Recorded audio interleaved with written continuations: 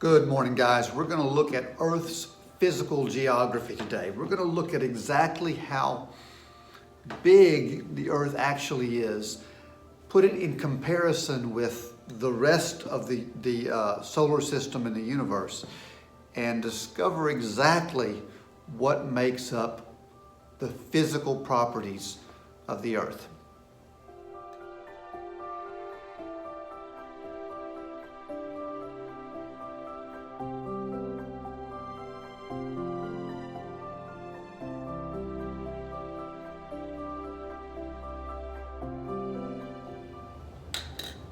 While the Earth appears to be large to us, we are minuscule in the scope of the universe. The universe is always expanding. It's growing exponentially, while we're this small little speck of rock floating around in this vastness. Exactly how large is the Earth? The diameter of the Earth is 7,926 miles. So if you were to take and go right through the middle of the Earth from one side to the other, its diameter, 7,926 miles. But to sail around the Earth, if you were going to circumnavigate the globe, circumnavigate means to sail around, go around the circumference. Its circumference is 24,902 miles. Now, while we are a speck of dirt in comparison to the rest of the universe, in comparison to our size, this is vast. So we have to have some way of organizing this Earth. So what are we going to do? Well, we're going to divide the Earth into a series of grids. And we're going to start off by dividing the Earth into hemispheres. We're divided into the northern hemisphere and the southern hemisphere. Hemi means half, sphere means circle. So the northern half a circle, southern half a circle. And we divide that at 0 degrees latitude. This is what we call the equator, and it runs right across the middle of the Earth.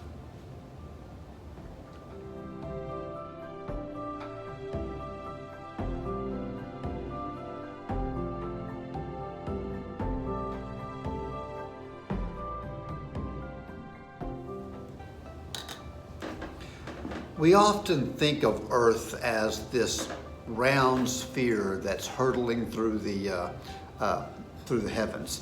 And if you look at a globe, the Earth appears to be a relatively flat, almost as flat as a marble. But if you have a globe like this one, this is a physical geography globe, and you could feel across it, and you can feel the bumps and the grooves where the Earth's surface is not flat. There's mountains, there's valleys, there's oceans, there's plains. The Earth it is inundated with these ideas.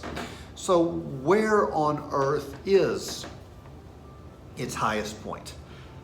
The highest point on Earth is in Mount Everest. Mount Everest is located 29,028 feet above sea level. And it's one of the harshest environments on the surface of the Earth. So much so that until the modern era, it was incredibly rare for anyone to reach the summit of Mount Everest. Today, you can do it. Today, that we have the technology, we can do it. But still, every year, dozens of people die trying to reach the summit of Mount Everest.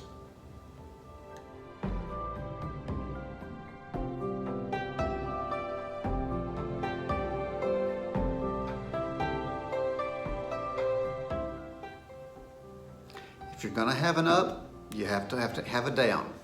And it might surprise you to know that while Mount Everest is the highest point, you could turn Mount Everest upside down and fit it inside the deepest spot, the lowest spot on Earth's surface.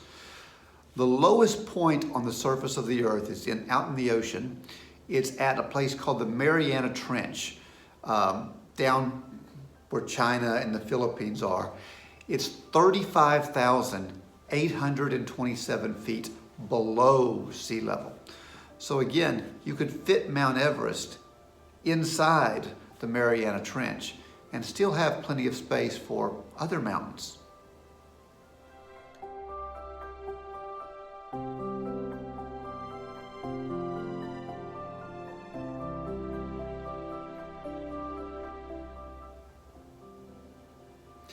It's funny to me that we use the word earth kind of as a synonym for land, when in reality, earth is mostly water. In fact, we're about 70% water. Most of that water is salt water. It's not fresh water. It's not what we call potable water. It's not something that you or I could drink without processing it. But we do have a vast amount of water. There are 4 major oceans on the Earth's surface. The largest one is the Pacific Ocean, but there's also the Atlantic Ocean, the Indian Ocean, and the Arctic Ocean. And even though all of these are connected into what's really one great ocean, for our purposes, in order to understand the world, that's how we divide our waters up.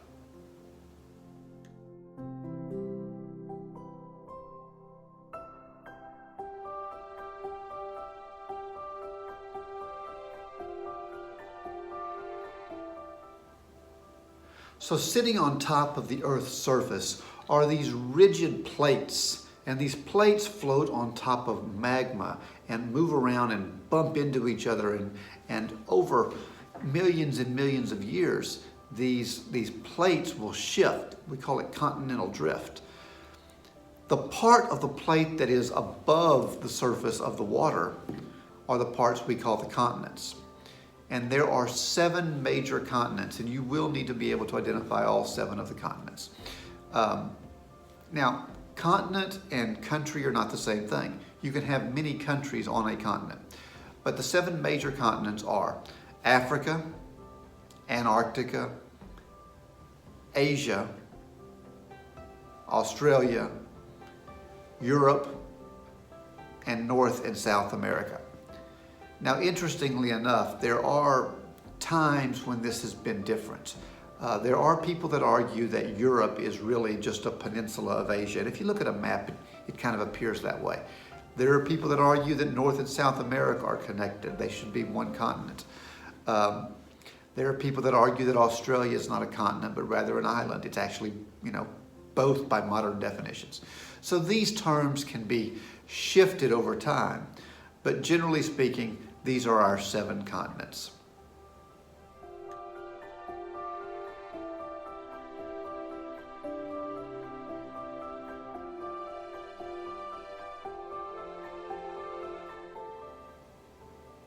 So let's talk about what makes up the earth, because the earth is oftentimes seen as just this outside part.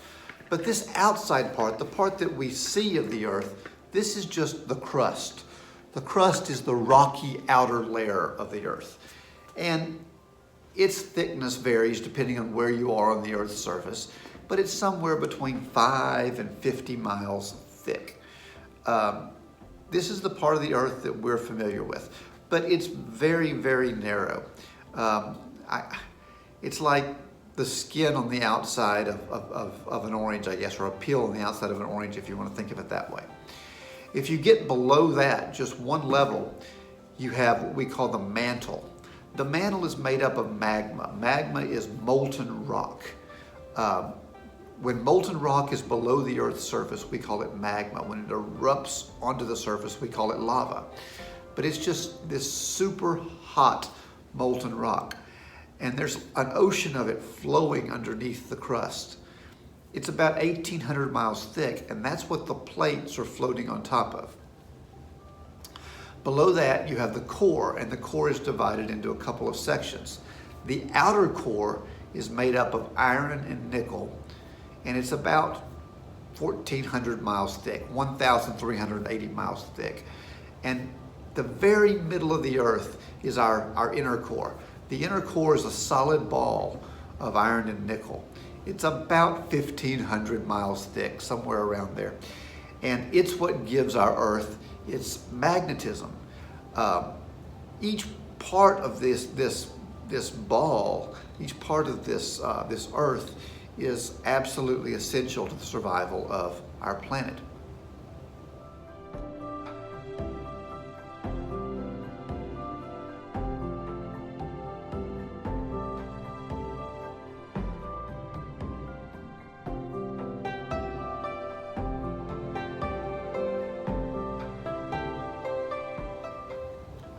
So how does this planet of ours move through the heavens? The Earth sits on an axis. If you ever look at a globe, you'll see that the Earth is not straight up and down. It sits off at an edge. This axis is what the Earth rotates on. Imagine there was a line that connected the top and the bottom here, right through the middle, and the Earth is just spinning, it's rotating on that axis. That axis is that imaginary line. So the Earth is spinning from west to east at about 1,000 miles per hour at the equator. Now, because it's a circle, you spin faster as you go to the top or the bottom. Now that sounds really, really fast. We're spinning 1,000 miles per hour right now at the equator. But because the Earth is so large, if you take that into perspective, it doesn't feel like it's moving that fast.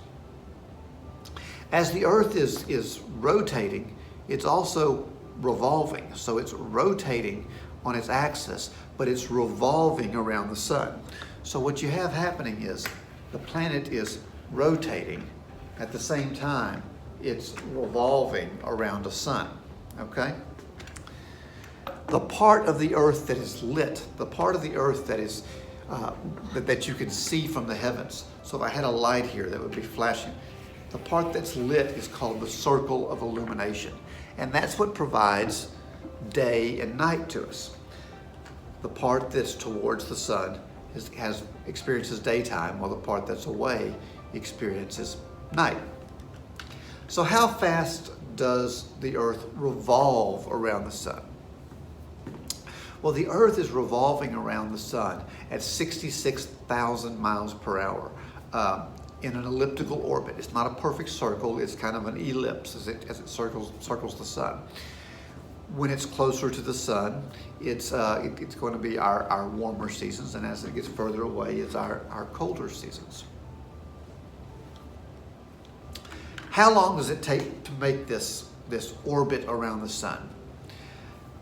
It takes 364 and a quarter days. So 364 days and 6 hours, roughly, to go all the way around the sun and return to your point of origin. As a result of that, a year is 365 days. Well, you'll see those dates don't line up. 365 and a quarter and 364 and a quarter, 365 are not exactly the same. Well, because of that, we have leap year, where every 4 years we get to add a day in order to correct the calendar.